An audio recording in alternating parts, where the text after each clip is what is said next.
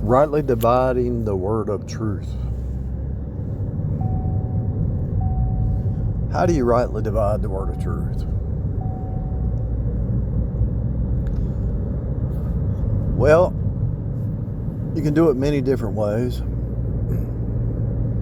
But you start out with the big stuff. You got the Old Testament and the New Testament, right? Which is law and grace. The Old Covenant and the New Covenant.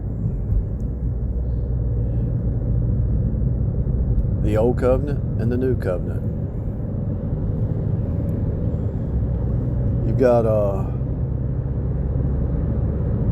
different dispensations. The book of Ephesians says in the dispensations of time, there's dispensations, which means ages. You got the age of innocence. There's like 7 of them. I don't remember them all, but age of innocence, age of consciousness. Man becomes aware of his state, I guess. The law, the letter killeth, the law. The age of grace, which we're in now. Then you got the tribulation period. Then you got the millennium, 1,000 years, 7-year tribulation, millennium, 1,000 years, new heaven and new earth, right? But the biggest thing is you got the age of law and the age of grace. God was calling out the Jewish people in the Old Testament for a people to himself. Now in the age of grace, God is calling the Gentiles, and you see in Romans 9, 10, 11 that God went to the Gentiles to make the Jews jealous because they rejected Jesus. So he went to the Gentiles.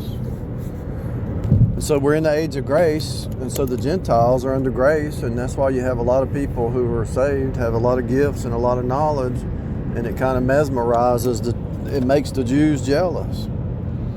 A lot of those rabbis, they study the Word. If you study the Word and the words, and you break words into parts, look at the Greek and look at the etymology and all that, you'll see some deep truth. I had people get mad at me because I was studying the etymology. They got mad. And the reason they got mad is because if you take a word and take it to its root, you're going to see a lot of deep truth. A lot of deep truth. The age of law, the age of grace.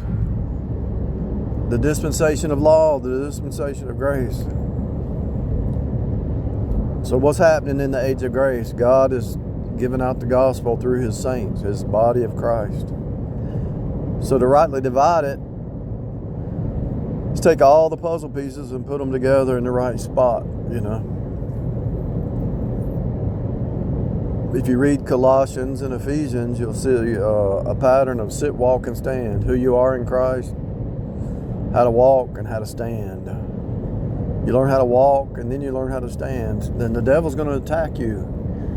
Sit, walk, stand. What does that mean? Your identity. Getting your identity in Christ, and then walking in your identity, and then standing. Because the devil's always trying to take away your stand. People say, how'd you make it through such and such? Cause Ephesians and Colossians.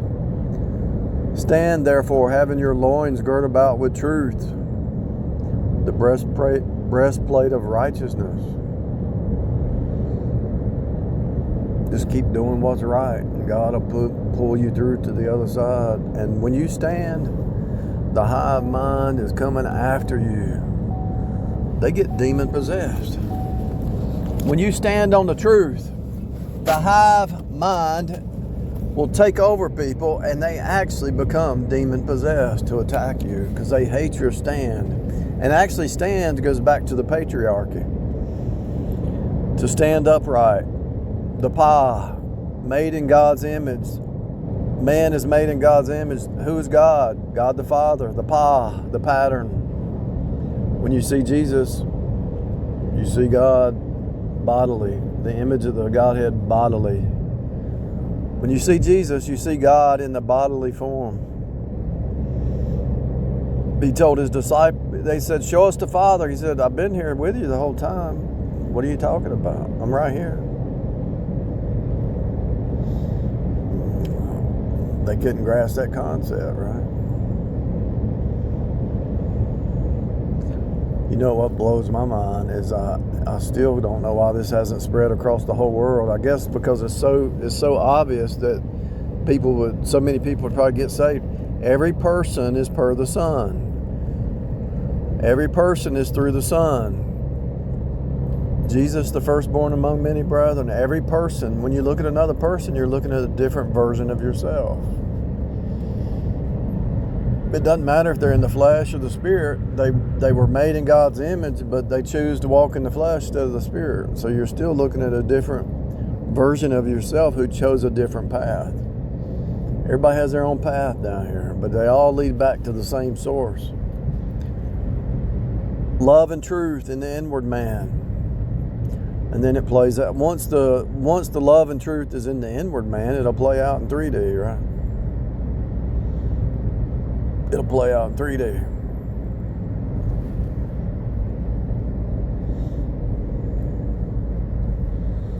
I've seen some serious battles lately. I mean, serious, not just one. I've seen like multiple battles.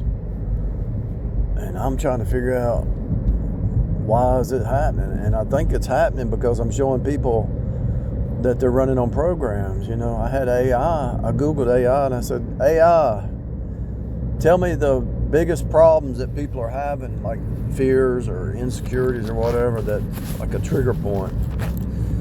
I'm driving, so I have to put this on pause in a second. So I was pretty much asking the AI, what are the trigger points of most people, the fear and the worry and all that stuff. And it gave me an answer, but I haven't really studied it yet to memorize it. But maybe I'll pull over and read it while I'm doing this recording. I have to put this on pause. I'll put this on pause, you know. And before I do it, I'm seeing fractals from the past. And it's like, and I'm talking about stuff 20 years ago, and I'm sitting here thinking,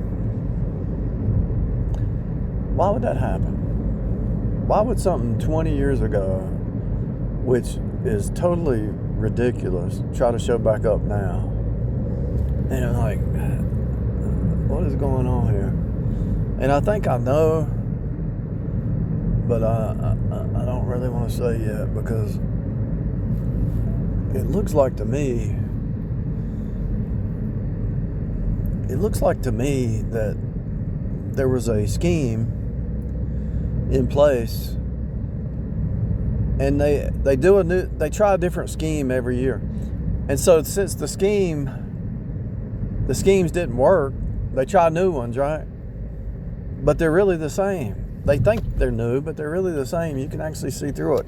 And I've seen it in such a weird way that it's hard to even fathom. It's hard to believe that the devil has no new game. In other words, what I'm trying to tell you is, when you learn how psychopaths talk and sociopaths and narcissists, you see them a mile away. And it's like, they'll even use the same words. They'll use the same words. They'll use the same words.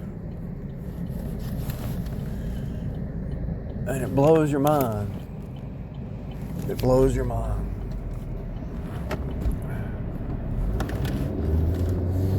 And those same words take you back in time and remind you of something or somebody or some situation. And you're like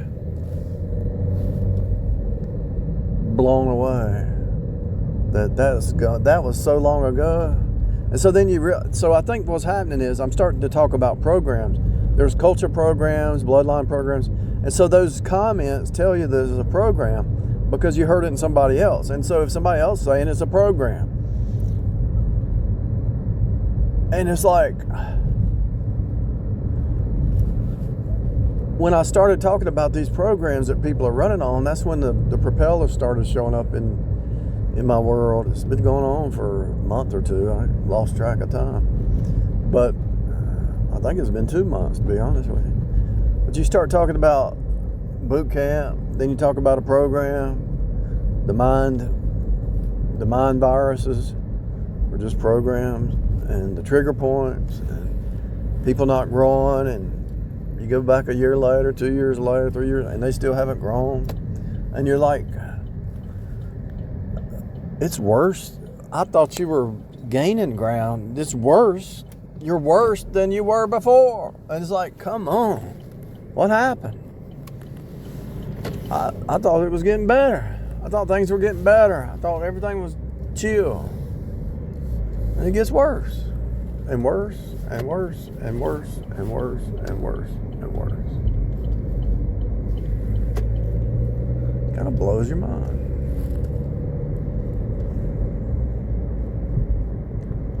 It kind of blows your mind.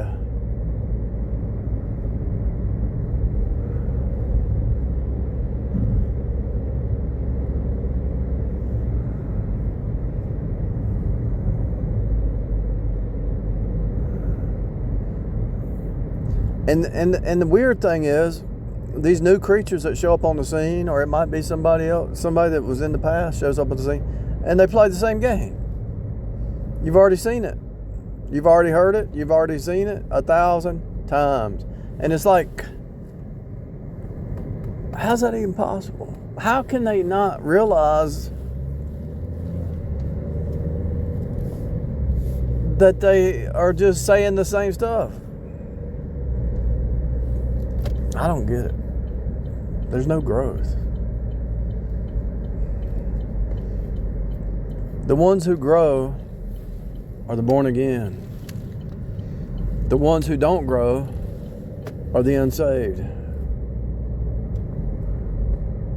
It's a fact. It's a fact. I've watched it my whole life. I've watched it my whole life.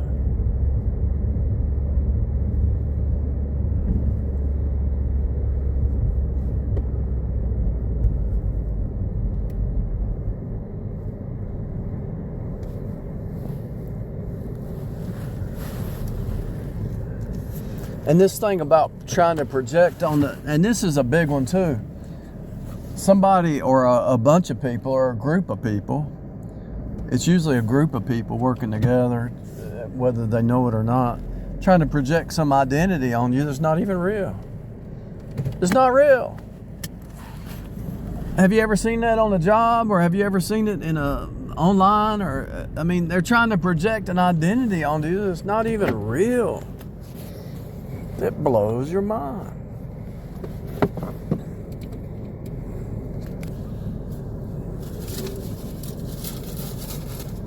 So it has to be spiritual. It has to be spiritual because it has to be a hive, because these are different people, different situations, different jobs, different scenarios, different renters.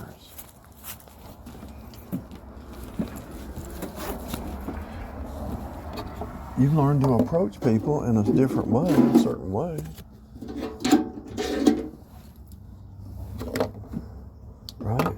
You've learned to approach people in a different way over the years. To use like soft gloves. Kid gloves, you know. You try to use kid gloves on people because people can't take the truth.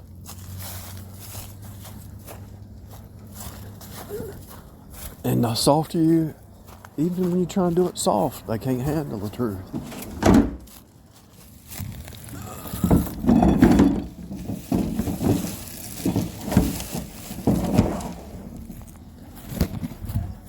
They can't handle the truth.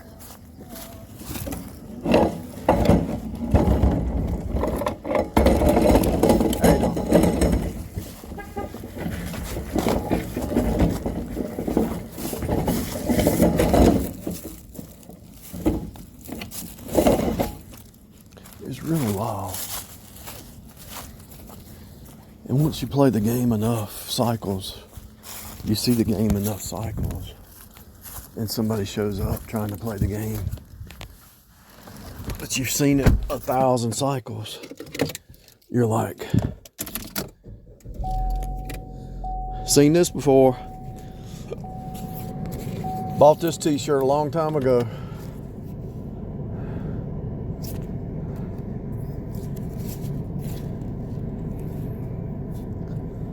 Seen this, heard this, played this game, bought this t-shirt.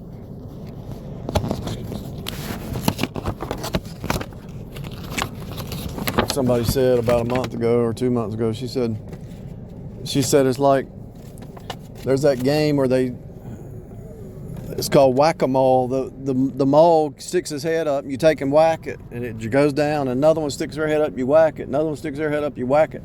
And it's like,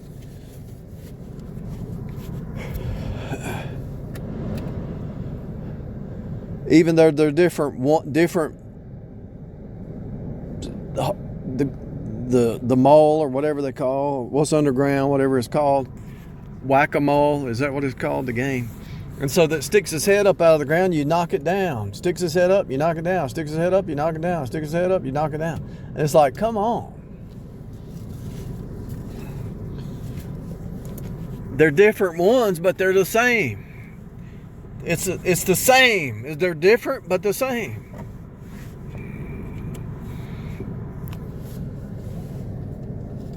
In Bizarro Land. Different, but the same.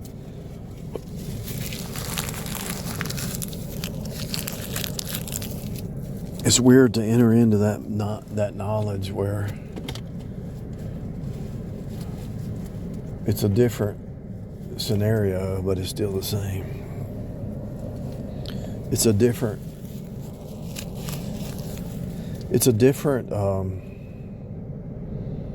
ship, city, place, person, thing, but it's the same. It's different, but the same. Wild stuff. Let me read this.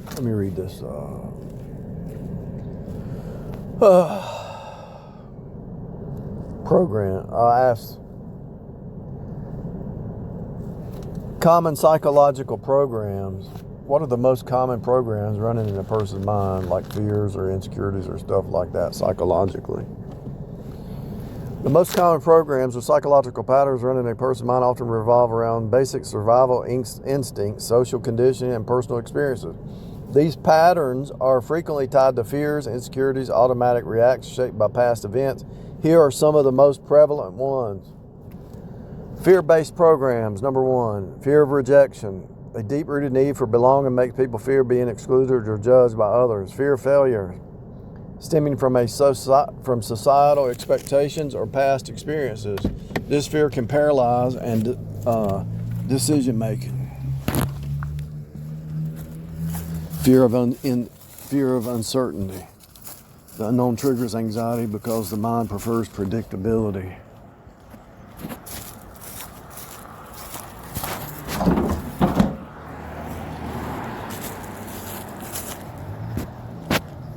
Fear of abandonment, often tied to attachment styles. It reflects anxiety about losing relationships or being alone. Number two, insecurity-based. Insecurity-based. Imposter syndrome. Feeling inadequate or unworthy despite evident success. Body image issues. Perception about physical appearance influenced by media or society standards. Comparison and envy, constantly measuring oneself against others, leading to dissatisfaction. Negative self-talk. Automatic critical inner dialogue that undermines confidence and fosters doubt. Examples: I'm not good enough, I always mess up, or people don't like me. Scarcity mentality, the belief that resources, love, money, success are limited, leading to competitiveness or fear of missing out, FOMO. Victim mentality, powerless or blaming external factors for personal struggles, often to avoid accountability or facing difficult truths. Let me say that again.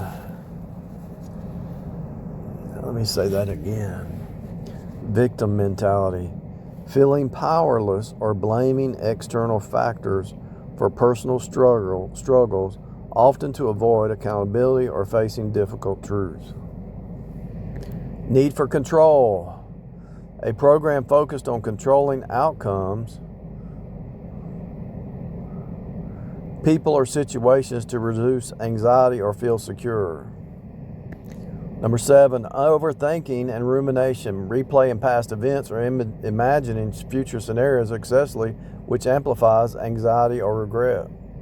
Perfectionism, the belief that anything less than perfect is unacceptable, often linked to fear of criticism or failure. People-pleasing, prioritizing others' need over one's own to gain approval to avoid conflict, often driven by self-worth issues. Number 10, defensiveness, reacting to perceived criticism by justifying actions which stems from insecurity or fear of being wrong.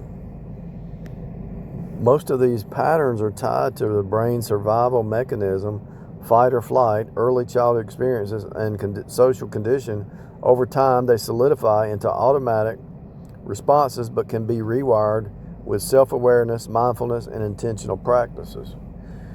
Rewired. So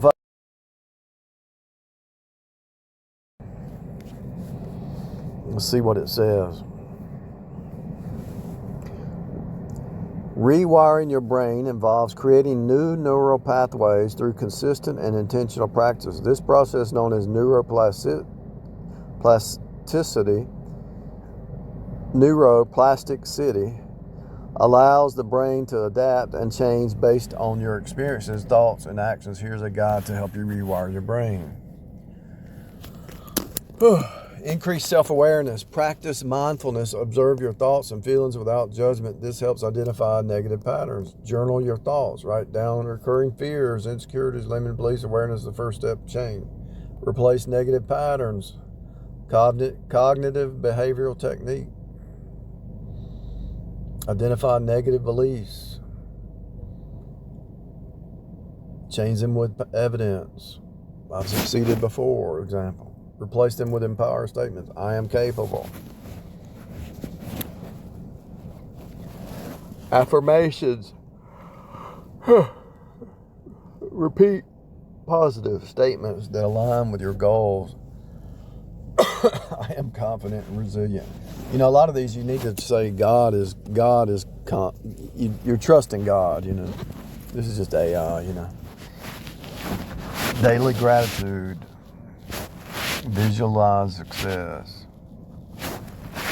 Create new habits. Start small. Focus on one change at a time. Exercising daily, meditating, eating healthier, consistent repetition, strengthens new neural pathways. Use the habit loop. Trigger routine reward. Embrace discomfort. Step out of your comfort zone regularly to build resilience. Speak up in situations where you usually remain silent. Try a new skill or hobby. Cultivate positive input. Surround yourself with supportive people who encourage growth. Limit exposure to negative, toxic relationships, negative media. Practice meditation. Meditate enhances focus, helps reshape thought patterns. Focused attention. Concentrate on your breath or a mantra. Loving kindness, meditation. Cultivate compassion for yourself and others. Learn something new. Learning stimulates brain growth and adaptability. Play a musical instrument. Learn a new language. Reframe failure. See mistakes as opportunities of growth rather than setbacks. Ask yourself, what can I learn from this experience? Be patient and persistent.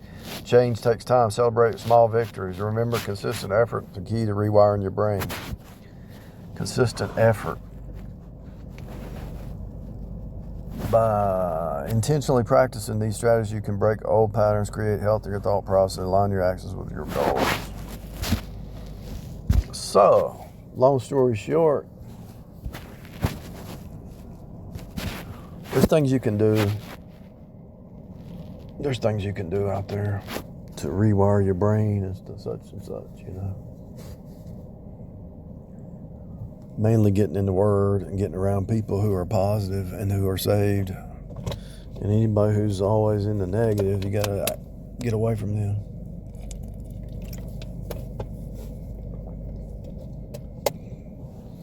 That's about it, people.